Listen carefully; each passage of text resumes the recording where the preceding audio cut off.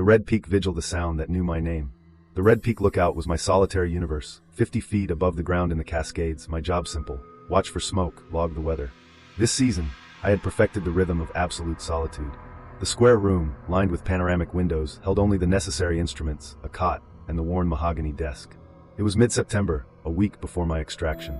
The tourists were gone, and the air held the first sharp, clean tang of frost, signaling the end of my contract. The profound silence of the forest was my comfort. The piece ended on Tuesday afternoon. I was logging the wind direction when the Motorola radio, tuned to the silent emergency band, emitted a single sustained low-frequency tone. A hum that didn't just vibrate the glass, it pressurized my chest, physically tightening my lungs. It was an impossible tone, an E-flat that felt like the mountain itself was sighing. I checked every dial, every frequency. The hum was everywhere, a constant, aggressive sigh, leaking even onto the amateur bands. I realized the sound wasn't coming from the airwaves. The radio was acting merely as a resonator for an external, unlocatable force. I tried to contact base camp on the forestry channel, then the satellite phone. Nothing but a digital, grating busy signal, as if the line was physically engaged by something else. I was utterly cut off. The sound was infuriating, an anomaly that became a physical headache, until 10 p.m., when the temperature plummeted and the hum changed. A new sound was overlaid on it, a subtle, agonizing rhythm emerging from the drone, like a slow, faint heartbeat inside the pressure. Drip drip pause drip drip. This beat began to resolve into a melody. It was a children's lullaby, Hush Little Baby, distorted and stretched out over the agonizing drone, sung by a voice utterly devoid of human texture. Flat, nasal, perfectly monotone, like a text-to-speech program attempting tenderness. It spoke of familiarity in the most alien way. I slammed the radio off, ripping the power cord out of the wall, demanding silence. It was back the next day, Wednesday, weaker now like a deep-seated infection, but the feeling of being watched intensified. My routine felt like a transparency, every movement observed. In the late afternoon, I forced myself onto the catwalk, taking a mandated visibility reading. The air was dead calm, ominously still. I looked down 50 feet. I saw the chain and padlock securing the ladder were intact, but on the wooden base of the tower, the old cedar post, someone had left a mark.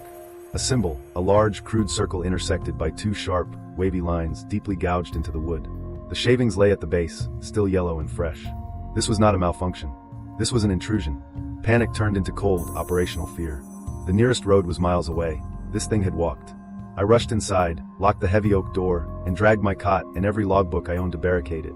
That night, the lullaby returned, but it wasn't coming from the radio.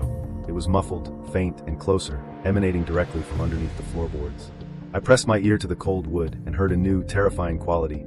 An inhale, a slow, shuddering rasp of breath preceding each line of the song. It was attempting to mimic human respiration, and failing horribly. Then the rhythmic metallic scrape began, slow and deliberate, the sound of the ladder groaning under an immense, unnatural weight. Each rung resonated with a deep, stress-induced whine. It was climbing. The scraping stopped 20 feet up, just beneath the catwalk floor. Silence reigned, save for the awful, labored breathing now audible through the floorboards. It was waiting. I had to see it.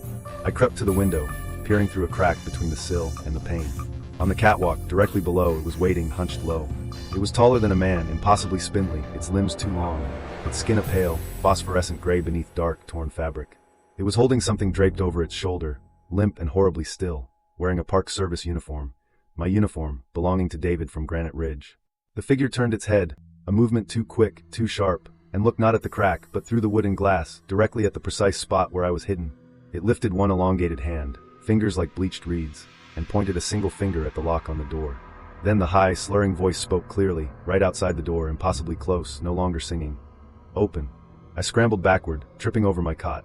I heard the rhythmic thudding begin, an insistent, almost polite knocking that quickly transitioned into heavy impacts that made the entire tower shudder.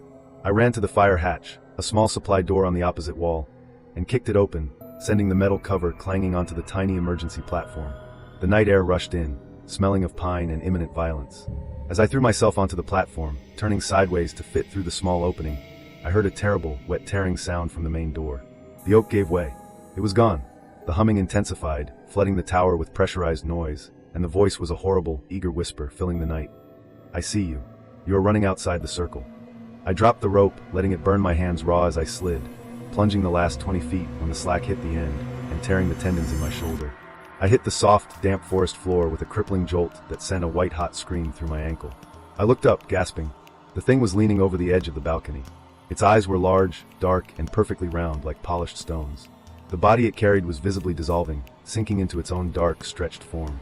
It let out an amplified version of the E-flat hum, a sonic pressure wave that stripped needles and cones from the surrounding pines, raining debris upon me. I crawled, fueled by pure terror, dragging myself through the underbrush until I reached the rusted shape of my pickup truck a quarter-mile away. I fumbled the keys, threw myself inside, and slammed the door, locking it with a desperate click. I drove without lights, relying on the memory of the treacherous dirt road for 4 hours until I reached the highway and the first sign of life. I was torn, bleeding, and mentally fractured. The Park Service found the ripped-out door, a melted, slagged radio console, and confirmed the lookout at Granite Ridge was missing. They blamed a bear, an electrical fire, and stress-induced hallucinations for my state. But I know what chased me. I live in the city now, the ceaseless noise of vital shield, but I never turn off the window unit fan or the television. Sometimes, when the noise momentarily dips, I hear the deep, low E-flat tone bleeding through the static.